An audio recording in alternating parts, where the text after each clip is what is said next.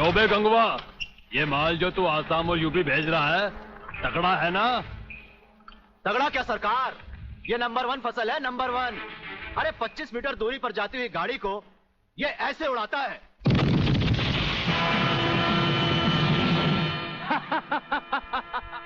देखा सरकार, ये अपनी बम फैक्ट्री में बना हुआ मैंगो का कमाल।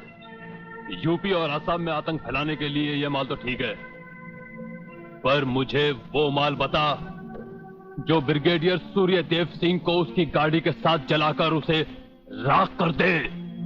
वो भी तैयार है सरकार। ये देखिए छोटा सा हापुस जो 50 मीटर की दूरी पर जमीन पर गिरते ही ऐसा फटता है कि मरने वाले की हड्डियों का सुरमा बन जाता है। ये देखिए।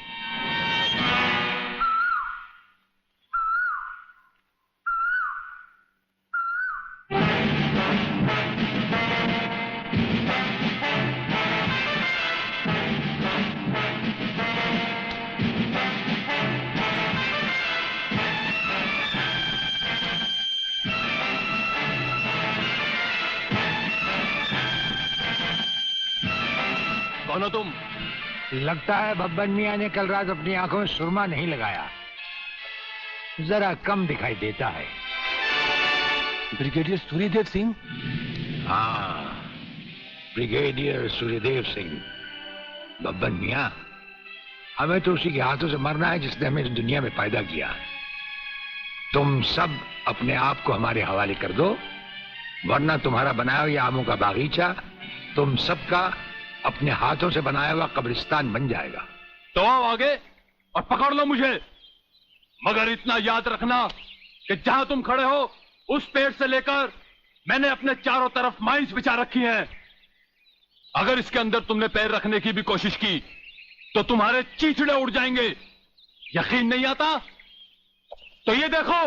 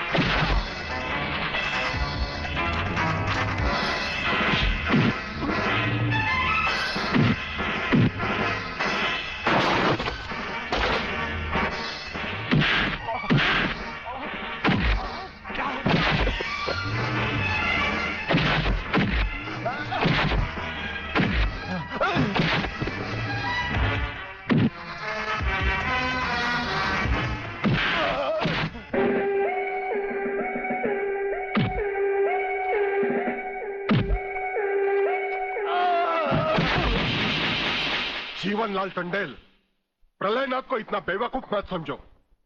सारे शहर के पुलिस स्टेशन से पता लगाकर ही तुम्हें फोन किया है। अगर होम मिनिस्टर होते हुए तुम्हें यह पता नहीं है तो मुझे कल तुम्हारा रेजिग्नेशन चाहिए, समझे? अरे जानते हो बब्बन और उसके साथियों ने जबान खोल दी तो सूर्यदेव सिंह हमारे लिए नर्क के दरवाजे खोल देगा। जल्दी से पता लगाओ और उन सबको छुड़वाओ। Yes, DCP Pathania speaking. अरे इंग्लिश को मारो गोली और हिंदी में समझो।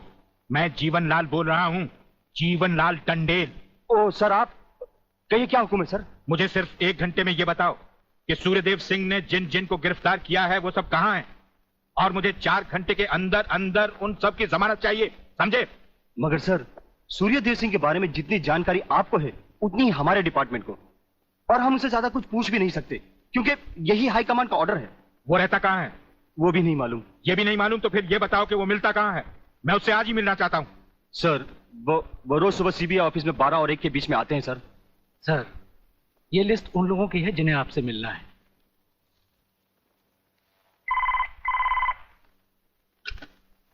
सर, मंत्री जी आपसे मिलना चाहते हैं। टंडेल का नाम है क्या इसमें? जी नहीं सर।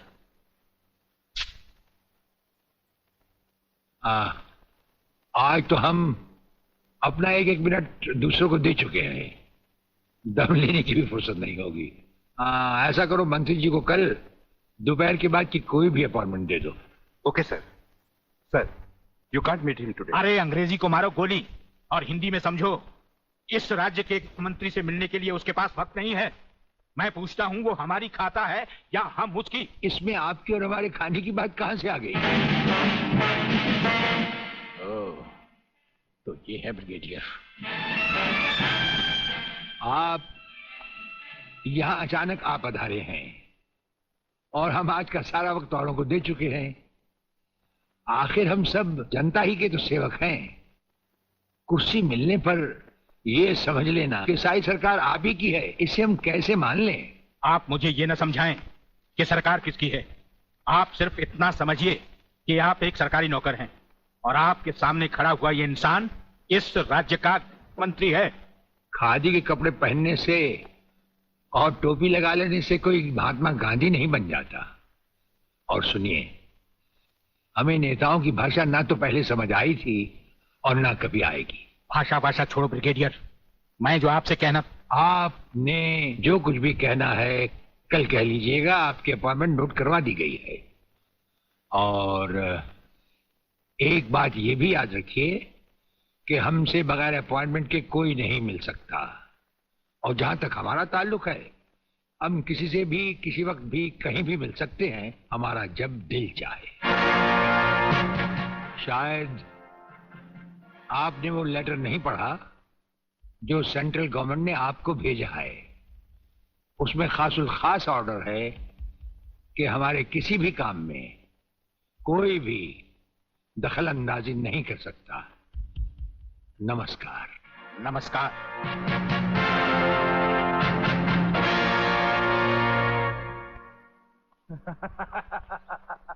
Really? ओए, हाँ, गुड मॉर्निंग अंकल। अरे अंग्रेजी को मारो गोली और हिंदी में बात समझो। हिंदी में तुम ये बताओ तुम्हारे पिता कहाँ हैं? पिताजी, अंकल तो ऊपर बैठे हुए हैं, आप ही का इंतजार कर रहे हैं। राधा, तुम्हारे पिताजी बड़े उखड़े हुए लगते हैं। लगता है there is something wrong in the ministry. अरे रॉन्ग हो या राइट, यही समझना होता तो मैं भी तुम्हारी तरह खादी के कपड़े पहन लेता। अरे सरकारी लेटर से मुझे क्या लेना देना? देखो, तुम अभी से इतने ढीले पड़ जाओगे तो पूरी सरकार को भारतवर्ष से कैसे खत्म करोगे? वो सिर्फ एक मिलिट्री ऑफिसर है और हमें पूरी मिलिट्री फोर्स के साथ लड़ना है। भूल जाओ सारी बातें और फाड़ दो वो लेटर। देखो, उसका ट्रांसफर ना हो तो ना सही, उसकी बातें हमें पता न चले तो न सही, लेकिन उसकी मौत का बंदोबस्त तो मैं कर सकता हूं। प्रलयनाथ, वो मर गया तो ये नेता भी कुर्सी समेत जल गया, समझो। वो मरेगा भी और तुम कुर्सी के साथ जियोगे भी। अब किसकी बारी है जनरल साहब? ब्रिगेडियर सूर्यदेव सिंह की। मारे जाने वाले पुलिस के उन शहीदों की याद में ये ज्योत बनाई गई है जिन्होंने कानून की रक्षा करते हुए अपने प्राणों की आहुति दी। आज के इस समारोह के मुख्य अतिथि माननीय मंत्री श्री जीवनलाल टंडेल हैं।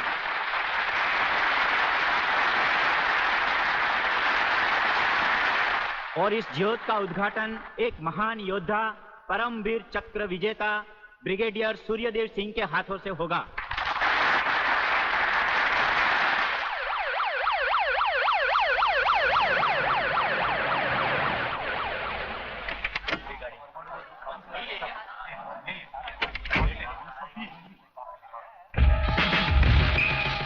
Welcome, welcome. Please.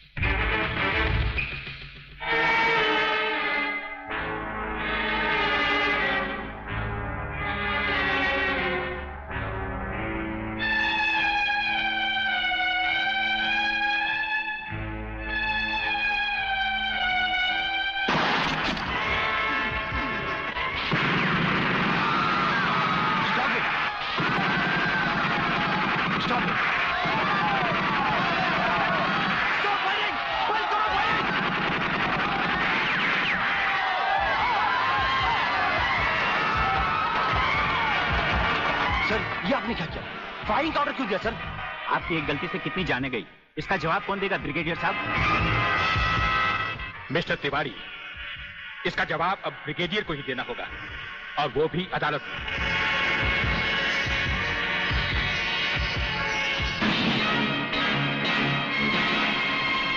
Your honour, शहीद स्मारक पर हुए गोलीकांड के जिम्मेदार ब्रिगेडियर सूर्यदेव सिंह ही हैं। इन्हीं के कहने पर गोली चलाई गई, जिसमें कई बेगुनाह लोग मारे गए। अब मैं अदालत के सामने कुछ ऐसे गवाह पेश करूंगा जो इस हादसे को साबित कर देंगे। सबसे पहले मेरे गवाह हैं municipal councillor mister M.K. Tiwari.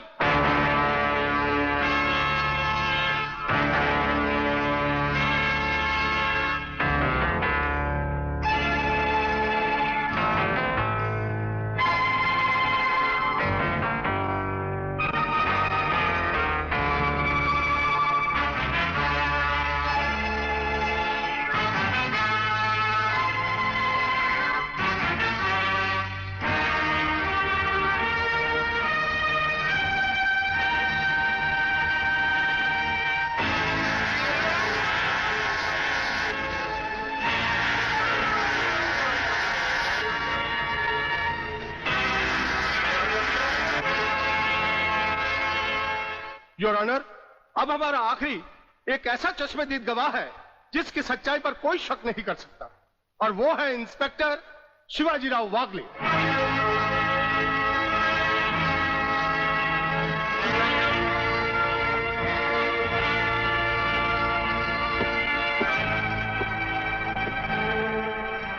मैं गीता पर हाथ रखकर कसम खाता हूं, जो भी कहूंगा सच कहूंगा, सच के अलावा कुछ नहीं कहूंगा। जज साहब, शहीद स्मारक पर जो भी कुछ हुआ मेरी आंखों के सामने हुआ। मुझे इस बात का ताज्जुब है और अफसोस भी है कि ब्रिगेडियर सूर्यदेव सिंह जैसे जिम्मेदार और सुलझे हुए अफसर ने ऐसा कदम क्यों उठाया जिससे निर्दोष लोग मारे गए। इस हत्याकांड के जिम्मेदार ब्रिगेडियर सूर्यदेव सिंह ही हैं।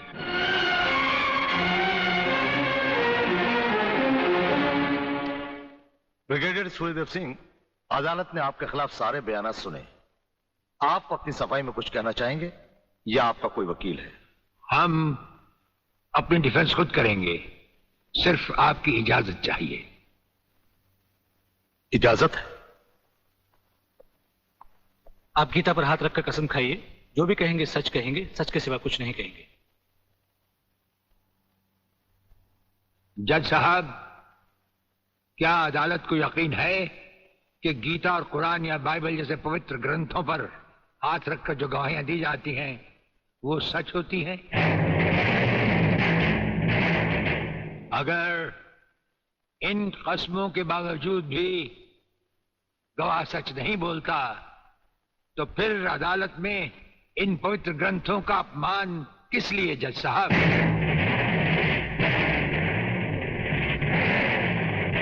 अगर फैसला ऐसे सबूत और गवाहों की बिना पर ही होता है जो पैसे से खरीदे जा सकते हैं, तो बंद करवा दीजिए ऐसे रस्म रवाज जो कि झूठे हैं। ये मुकद्दस ग्रंथ हमारे धर्म और ईमान का ताज है, हमारी जिंदगी की बुनियाद है। हम ये कसम खाएं भी तो कैसे खाएं? यह अदालत आपकी दलीलों की कदर करती है ब्रिगेडियर साहब, लेकिन यह अदालत की बरसों पुरानी रस्म है जो मैं नहीं बदल सकता। तो फिर हम भी अपने जमीर के खिलाफ नहीं जा सकते, चाहे वो अदालत हो या जंग का मैदान। आप अपना फैसला सुनाकर अदालत की रस्म को पूरा कीजिए। तमाम सबूत और गवाहों के बयानात को मद्देनजर रखते हुए यह अदालत इस नतीजे पर पहुंची है कि शहीद स्मारक पर बेगुनाहों पर पुलिस ने गोली ब्रिगेडियर सूर्यदेव सिंह के कहने पर चलाई। इसलिए यह अदालत ब्रिगेडियर सूर्यदेव सिंह को 1 साल कैद की सजा सुनाती है।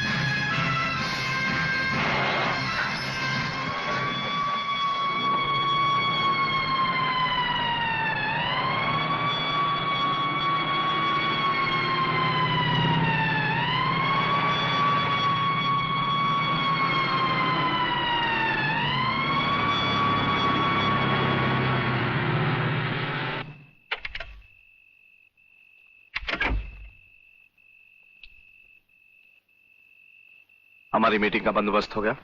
Yes sir. सूर्यदेव सिंह को आप जेल के तहखाने में मिल सकते हैं। गवर्नमेंट डिसिप्लिनरी एक्शन का मामला है, इसलिए हमारे साथ हमारे सेक्रेटरी के अलावा और कोई नहीं जाएगा। Right sir.